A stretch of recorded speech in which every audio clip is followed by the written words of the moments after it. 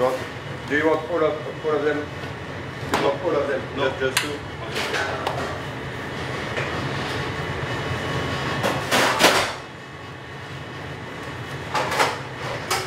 No line, huh?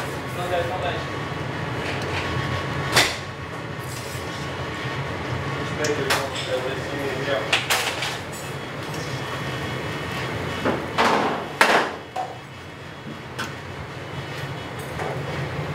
How do you want to dress it? Okay.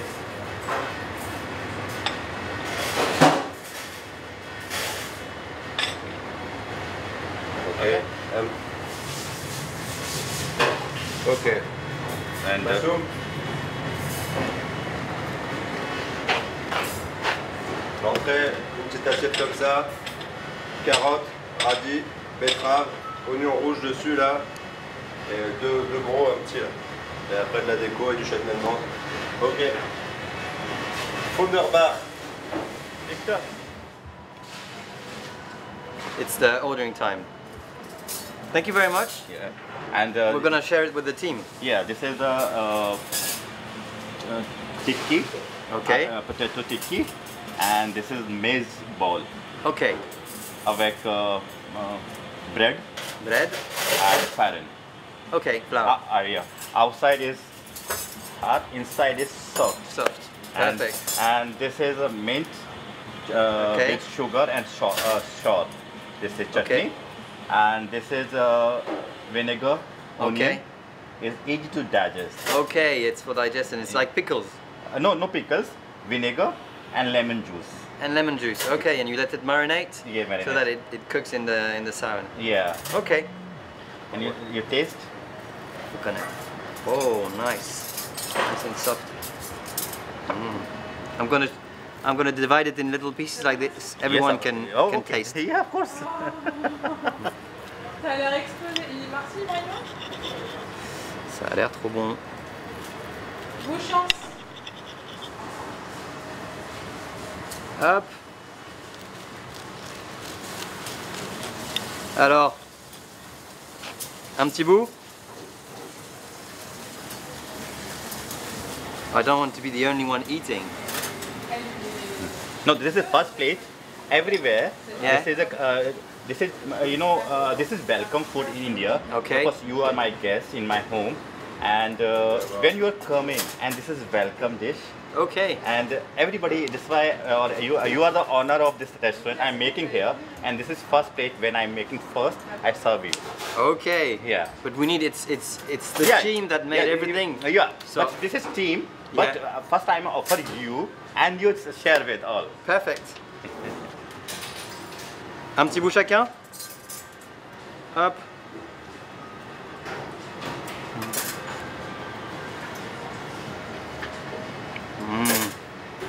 Ah bon.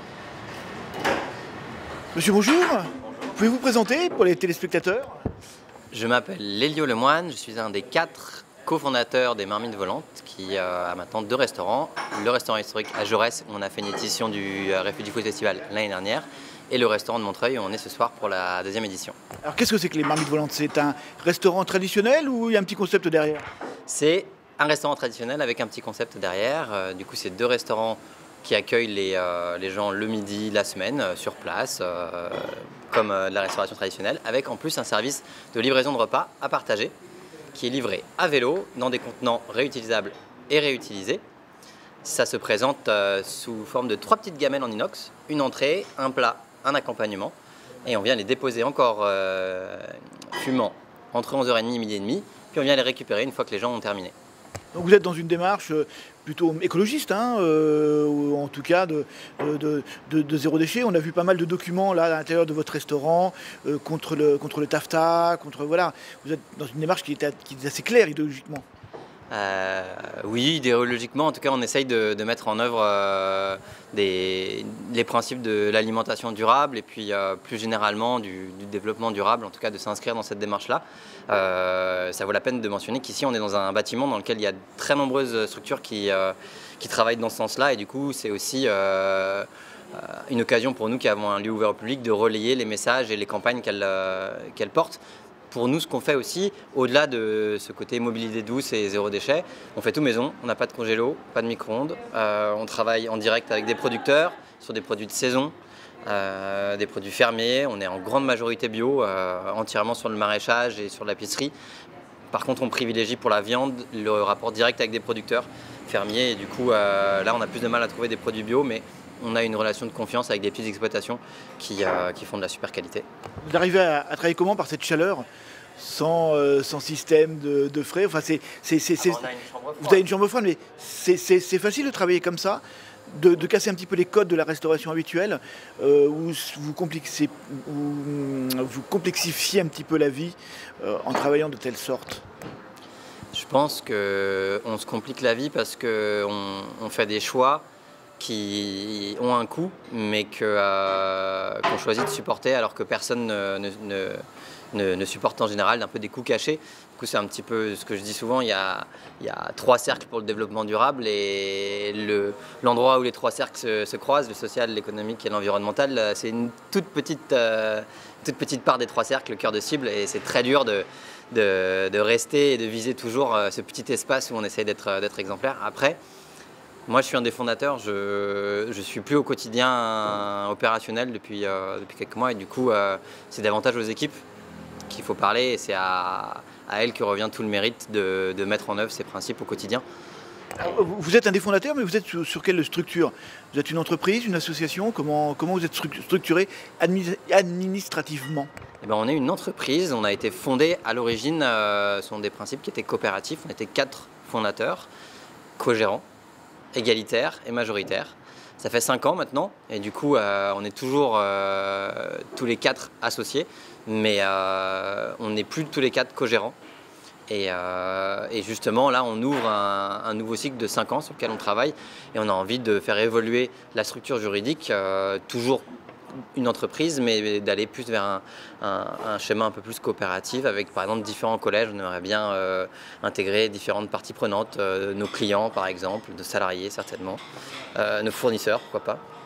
Vous arrivez à avoir un équilibre financier? Votre chiffre d'affaires est correct? Il progresse régulièrement? Parce qu'on est obligé de parler de cette dimension qui est essentielle pour faire vivre une entreprise. Alors, oui, on est arrivé à l'équilibre pour le premier restaurant. Celui-ci, hein, c'est ça? Non, celui-ci c'est le deuxième restaurant qui est ouvert depuis 2 ans. Le restaurant historique c'est celui de Jaurès où on a fait l'édition l'année dernière. Et du coup, cette année, la 5e année, on va à nouveau être à l'équilibre sur les 2 restaurants. Mais c'est vrai qu'on a du mal à dégager du profit, du résultat. Parce que voilà, on est très ambitieux sur différentes dimensions, y compris et même surtout extra-financière. Et du coup, c'est un peu le défi des 5 prochaines années, c'est de maintenir et d'approfondir le cap de toutes nos ambitions extra-financières, toutes les démarches militantes qu'on fait, et puis de gagner toujours en dynamisme, en efficacité, pour pouvoir sortir du résultat, ce qui permet de se pérenniser et puis de se développer. Il y a des mots qui vont souvent pas ensemble, vous venez de les prononcer. Démarche militante, résultat, voilà, tout ça arrive quand même malgré tout à bien se combiner. Vous êtes confiant pour l'avenir malgré tout? Moi je suis d'un naturel confiant, sinon j'aurais pas tenté l'aventure de l'entrepreneuriat. Et après, je pense que c'est difficile, clairement, c'est très difficile, mais c'est aussi, je pense, une des choses qui fait marcher en particulier ma génération, de s'attaquer à ces problèmes et d'essayer de combiner les différentes dimensions du développement durable, de chercher des nouveaux modèles et de trouver des nouvelles manières de fonctionner. Et on voit que les gens qui viennent nous voir pour travailler avec nous, c'est des gens qui sont attirés par la démarche, par travailler dans une structure, un projet qui a du sens. C'est ça qui les nourrit et je m'en réjouis. On a 2 types de clientèle qui est très distincte. On a la clientèle qui vient au restaurant, qui est principalement des habitués. On est sur le midi la semaine, du coup, c'est des gens qui travaillent ou qui habitent dans le quartier, surtout qui travaillent. C'est des gens qui viennent régulièrement et qui viennent. Chacun y trouve son compte. Je pense qu'un restaurant, on vient d'abord parce que la nourriture nous plaît. On est d'un point de vue gourmand, gustatif. Et souvent, les gens sont curieux du fait de la démarche. Le fait maison, les circuits courts, la saisonnalité, cette alimentation durable.